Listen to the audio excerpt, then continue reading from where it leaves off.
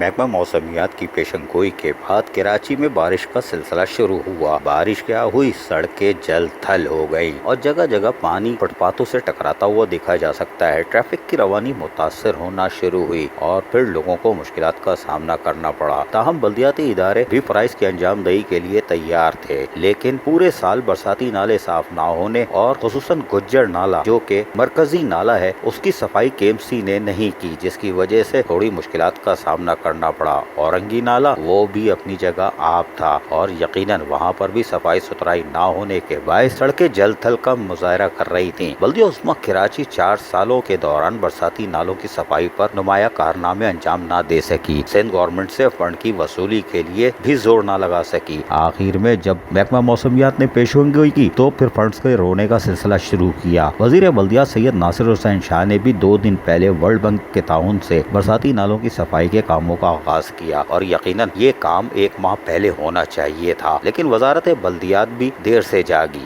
اور DMCs کی سطح پر کوئی فنڈز بھی جاری نہیں کیے گئے۔ جہاں تنخواہوں کا بحران تھا وہیں برساتی نالے صاف کرنا مسئلہ تھا، لیکن بہرحال آج سڑکیں جل تھل رہیں اور بلدیاتی ادارے کوشش کرتے رہے۔ عزیز عارف، KBS بلدیاتی نیوز، کراچی۔